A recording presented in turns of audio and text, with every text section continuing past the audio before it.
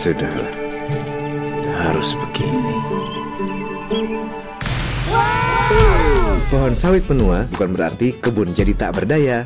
Yuk, daftar program dana peremajaan sawit rakyat. Program peremajaan sawit diberikan kepada petani yang tergabung di Poktan atau Gapoktan atau kelembagaan petani lainnya. Sampai September 2024, lebih dari 350.000 hektar lahan sawit yang tersebar di lebih dari 20 provinsi sudah mendapatkan dana peremajaan sawit rakyat.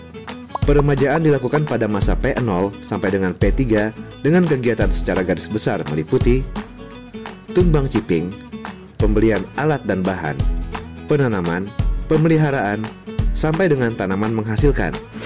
Nah, ada dua jalur atau cara untuk mendaftar program PSR ini.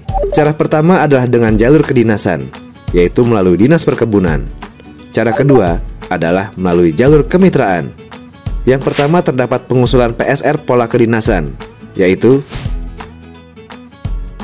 proses usulan.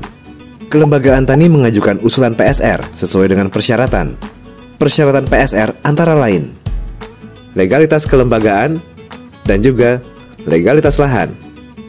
Selanjutnya, proses verifikasi persyaratan terdiri dari Dinas Perkebunan Kabupaten akan memproses verifikasi administrasi dan lapangan.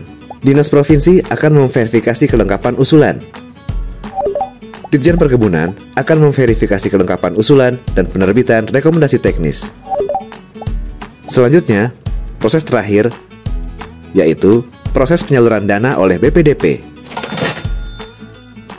Proses penyaluran dana PSR akan diberikan setelah rekomendasi teknis diterima oleh BPDP. Kemudian, untuk pengusulan PSR pola kemitraan, yaitu ada proses usulan. Kelembagaan tani mengajukan usulan PSR sesuai dengan persyaratan. Perusahaan perkebunan membantu mengumpulkan kelengkapan dokumen. Persyaratan PSR antara lain legalitas kelembagaan dan juga legalitas lahan. Selanjutnya, proses verifikasi persyaratan. Ada 3 proses persyaratan, antara lain Ditjen Perkebunan yang akan menerima usulan.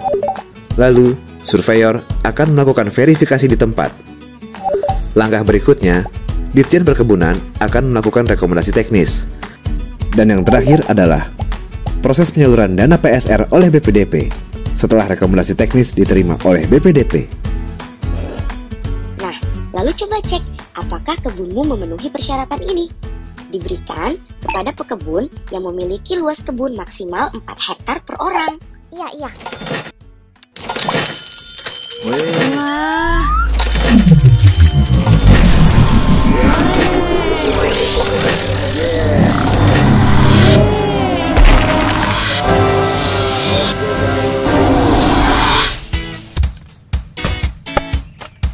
Bisa berkebun lagi kita. Wah. Kita mulai lagi. Pasti produktif ini. Ayo yang rajin.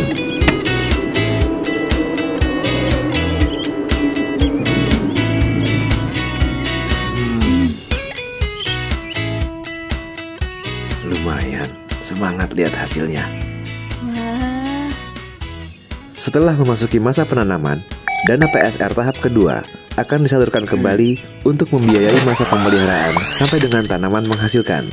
Dan peremajaan sawit juga sudah semestinya berkelanjutan hingga lahan dapat terus produktif. Mari remajakan sawitmu secara berkelanjutan.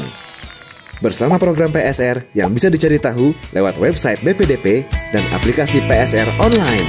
Jika ada pertanyaan, kunjungi kami di hi.kemenq.go.id.